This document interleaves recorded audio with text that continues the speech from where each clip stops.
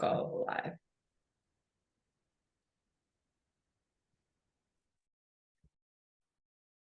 All right. Hello, everybody. Welcome to our Thursday client success. We are here with Donna. Super excited. Welcome, Donna. Donna is a client of the Loyo Method. She's an amazing woman, all the way hailing from across the waters. So tell us a little bit about yourself, Donna. It's so nice to connect with you, and it's so nice to see you here. Hi. So, yep, I live in the UK, and I have a husband and a son, and I work in a school, and I found Jessica online on Facebook, I think, many months ago now. It's been quite a long journey, and yeah, thoroughly enjoying it, still enjoying it. Amazing. Amazing. You've done some really, really wonderful work, and I definitely want to talk about that. But I want to, I think it's important to chat sort of where you were so that we can understand the shifts that you've made for yourself. And when it comes to what kind of challenges you were experiencing before we started working together, can you tell us a little bit about what were those challenges, and how long had you been experiencing those challenges, and really what was the ultimate problem that you wanted to solve for yourself? So I think I've been years and years following different things, Weight Watchers, various different programs, and they weren't working. I fell out of love with all of them because I just found that they made you focus too much on writing everything down all the time. And the focus was always on food and exercise. And I kind of, over the years, had done a bit more research myself and realized there's a bit more to it than that. So when I found this program, it was definitely something where it all came together really nicely. So instead of all the things that I tried in the past that weren't working, I kind of had about 3 or 4 years where I just wasn't following any plan because nothing had worked. I knew that being really, really super focused on food and exercise wasn't going to work for me. So I was looking definitely for more a holistic approach to just being a healthier person, rather than having this massive focus on you must eat this and you must eat this and you must exercise here and do this and do this. So when I found your program, I really liked it because it really was all of those different bits and pieces that I'd been researching, but all in one place. So it wasn't a bit of this and a bit of that. It was kind of everything, plus some of the new things that were there that I hadn't really considered, like the blood sugar and the hormones and all of those kind of things. So when you talk about, it wasn't working, right? Because we talk about this concept of dieting behaviors all of the time. And I talk about this a lot in terms of restricting your calories, or, over exercising, or these patterns of unsustainable things that you cannot do for the rest of your life. So for you, what do you feel was some of the underlying root cause challenges that caused you to fall off the wagon over and over and over again? So it was all of the super focus on food. I didn't like the whole write every single meal that you're having down, because and work to a point system. I really hate, or I think that is so damaging, and it just makes you get at the end of the day and you're going, oh, have I got enough for an apple, or have I got enough for a biscuit, or I just don't think that's a healthy way to look at food and a healthy way to view food. So it was those kind of things. And then I also wasn't a big fan of going into a room and people going, and they would you could see the change over the years where they were trying to not go, ooh, you ate a biscuit, or ooh, you ate this, that's bad. They were trying to take the shaming aspect away from it. And that, for me, as I learned more and more about food and shame and things like that, I realized that actually that's being in that room with all of those people going, oh, I had that and it was a good thing or a bad thing. I didn't want to have that language around food anymore. And that's why I liked this, because it was definitely more of a, if you want a biscuit, have a biscuit, like we say quite often in the Loyo method, if you want to have a cake, make sure it's the best cake you can have, and, and try not to do it too often. But it's not, oh my God, if you have a cake, you're going to, drop down dead or something immediately. It isn't. I know. I love that. I love, no, and I do love that. And people might, so it's hard. I think if you're watching this and you're like, but I have to diet to lose weight, but I can never eat certain foods, right? Like, so you're telling me I can eat cookies and cakes and still lose weight? Like, am I like, no, and yes, right? Yeah. There's an aspect of this intuitive eating that we go through in terms of like, what are your intent, right? It's a lot more than that. I think it's hard to really scratch the surface on a call like this to explain that. But I do love that you're saying that, because if you're watching this and you're like, okay, but how can I eat the ice cream, or how can I eat the cookies, right? Because if you want something to be sustainable, right, Donna, like if you want sustainability, and you're allowing yourself to be intentional, and you're allowing yourself to fuel yourself with the best nutrient dense foods, and you're really being mindful and approaching this from a real mindful place, and the underlying, and we're going to get to this because I know this was a struggle for you, but the underlying root emotional attachment to food is now also healing. One cookie is not going to kill you. One little thing is not going to kill you, right? And that's not going to set you off rails if you have the right tools. And I think that's really key, because when we're on these restrictive diets where it's either all or nothing, good or bad, that one cookie will derail you and will spiral you, because then you feel like you failed and you feel like you cheated, and then you eat all of the cookies. You know what? Eating all of the cookies will not get you to your goals. And that one cookie is what started it. And that's where we learn that. I think that's a big difference. And I appreciate you saying that. I'm curious also, in terms of your challenges, what was your relationship with food like, and your sort of emotional connection to food? Probably years ago. So once I'd given myself that break from all of those kind of things, I was definitely an all or nothing person. So I think I've said to you before, I was either on the wagon or off the wagon. And what I'm really trying to do now is if I'm a little bit off the wagon, it's fine. I try not to use that kind of language anymore, because that's really important, to not be using those kind of terms. But, life is life. It gets in the way. And if you go away for a weekend and, you have a bit of ice cream, or, it's not the end of the world. So my relationship before was, if I went away for a weekend, I'd kind of do that whole thing that people do as, oh, I'm away for the weekend, I'll go crazy. Whereas now I kind of I'll try and keep to my 2 liters of water a day. I'll try and get a load of salads and veggies and really good stuff in. But if I have an ice cream, I have an ice cream. It's not, it's not the end of the world. And I'm trying not to do the on the wagon, off the wagon kind of thing. I'm trying to just treat it as, it's just, sometimes it might go a little bit like this, sometimes it might go a little bit like this, but I'm trying to keep it mostly level along the way. So tell me a little bit about when you and I first met, what stood out for you, that from having been on this journey for years and years and dabbling in programs and diets and all these different things, like what stood out for you as being different or like a good fit for you? So I like the diet aspect, meaning the sort of the foods that are healthier to eat aspect of it.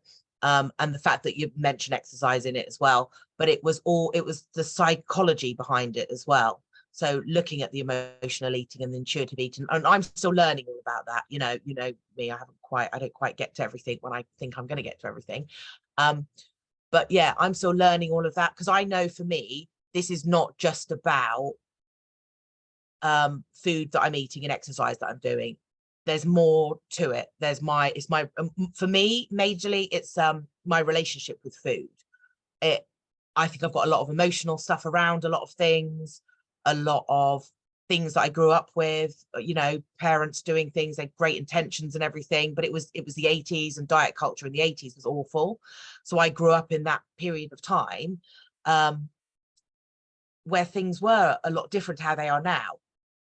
And so with this program, I really liked it because it had the diet and the exercise, but it also had looking at the psychology of it and the holistic approach, the all round kind of thing, where you weren't just looking at those two things, you were looking at everything and I've always thought I wanted to make it more a lifestyle change. I'm not just on a diet for a period of time. This is life. So if it's taken me 40 odd years to get to this point. So if it takes me 2 or 3 years to relearn all those habits, then, that's fine. And that's what I liked about this, is that it wasn't just something, or do this for 10 weeks and you'll be fixed, because it's not that easy. And it's so, I think that's so telling, because there's a lot of people out there that are looking for like these quick fixes, and they get sucked into sort of like, media fads and pictures of before and after pictures. Yeah. And it's like, we don't know the whole story here, and we don't know what happens after the after. Yeah. And what happens after the after, for the most part, if it was really that quick of a fix, the after, without fixing the root causes of what's actually happening, especially when it comes to your mindset around food and your behavior around food and emotional connection to food and your habits, you'll fall right back. And be worse. And, you'll be heavier. Do you know what I mean? So you might lose a load of weight, but you'll be way, I've done it before where I've lost weight, and then, you go back to your regular habits and you do all of the things that you've done before, and you're heavier and you're, less healthy, and then you feel awful. So then it takes you longer to get back, to a good point. And I don't want to do that anymore. That's why I wanted to do this, because I just don't want to keep doing that same cycle of, oh yeah, great, I've lost, however many pounds. And then you go back and it's like, oh, here we are again. I don't want to be here we are again. I want to keep going. Just do it once. Like, do it once, change the habits. Exactly. Change the habits. Don't keep making those same, mistakes, and, don't keep doing the same things over and over again. So I'm happy for it to be a slow process for me. That's what's going to work for me at the moment, because I'm just relearning a lot of stuff. So coming from this space of like long journey, doing things a certain way, lots of ups and downs and failures and fears, what were the hesitations that you did have before coming and jumping on board to shifting the way that you're approaching your own lifestyle? So I'll be very honest, the money was a massive thing for me. So the cost of investing in myself, I was probably in a space in life, it's better now, where money was quite tight. So I was worried about spending anything and then it not working. So that was a big concern of mine. So, and maybe, I don't know, I value myself. So I wasn't too worried about investing in myself. I was worried about investing in myself and it not working. And that's sometimes where you think, oh, I'll throw money at a problem and it will just fix it. So you were really good about saying you need to show up for yourself. I always remember you saying that, you need to show up for yourself and make sure that you come and do, come to the weekly calls and things like that, and make sure that you can't throw money at something and then just sit and go, oh, I've spent money on that, now it's going to work. Ooh, what magic wand, you've got to do the work. And I'm really, I'm a bit, I wouldn't say work shy, but I do sometimes want to go, I think I must have a little bit of an avoidant attachment. So I kind of do avoid a little bit, but when I get there, it is brilliant. I love it. But I love the weekly calls. I find those really, really good. And that keeps me quite grounded and quite involved and sort of on track. But yeah, I was hesitant about that. How'd you overcome that fear of like, this is going to be a waste of my money? Because I'd had enough. I'd had enough of doing the same things. I mean, it's all good and well, saying the money, but by the time you've spent, I don't know, the money on Weight Watchers and money here, money there, I suppose it's everything. You look at the money you spend on different clothes and things like that, and money you spend on different bits and pieces. I thought, well, let's consolidate all of that and just have that and one go and spend something on something that's actually going to be really valuable, rather than spending a little bit here and a little bit there. It doesn't really do anything. Buy the odd book here and the odd book there, and then you don't really do it. I kind of thought enough's enough. I've really got to do something, so that I can, I'm looking after my health for the future as well. It's, it's not just about now. I want to be, I have a 12-year-old son. I want to make sure that I'm around, to see him grow up, and that I can still sort of mess about with him and run around with him and things. I don't want him to, I don't know. I don't want him, he's getting to that point now in, the next 5 or 6 years where he's going to be off doing his own thing. So I really want to be making the most of the next few years of, us all having a great time. And then whatever he goes off to do, I want to be around to see it, So I don't want to be sitting in a chair, not being able to, walk properly or still, have a nice time and all of that. So you work, you're a mom, you're busy. How did you show up for yourself? How did you do this program with, being, because I hear this a lot, right? I'm too busy, I'm too busy, I'm too busy. Like, how'd you do that? So, like I've already said, the weekly calls really keep me on track. And I like I must admit, the accountability works for me. So when I say, and I've skimmed it a few times, when we've kind of had that discussion of, have you got to that module yet? And I'm like, yeah, I'm getting to it. Having that every week, I'm like, oh my goodness, I cannot have another week go by without actually getting to that one thing that we discussed, that we said that I promised I was going to do. I can't do another week of kind of like going, yeah, I'm on it, and not really getting on it. So I've done it now, and I'm happy. So that accountability for me is really important, because sometimes, unless I have somebody going, have you done this yet? Or unless I don't even need somebody to say, have you done it yet? I just need to think, right, that person, we've had this conversation. I've said I'm going to do this. I really do need to do it, because otherwise that's really poor and rubbish. So that side of things has been really good, showing up for myself for that. And it's really nice seeing all the other people on the call, and just, you see different people and you kind of follow their journey for a little while, and you're like, oh yeah, this is happening. And, and sometimes it's tough stuff. It was, I think the call last week, a little bit at the end was really sad, and it's not all sort of sweetness and light, is it? It's emotions, it's life, it's what people are going through, and it's, but I don't know, you realize you're not alone. You realize everybody's trying to make themselves healthier, and everyone's got different battles in life and things. So it's a really lovely community. I love, I like all the ladies on there, and it's fun. It's there's always a nice friendly vibe. So yeah. Tell me what your results have been, and what your successes or wins, or the things that you're most proud of, to date.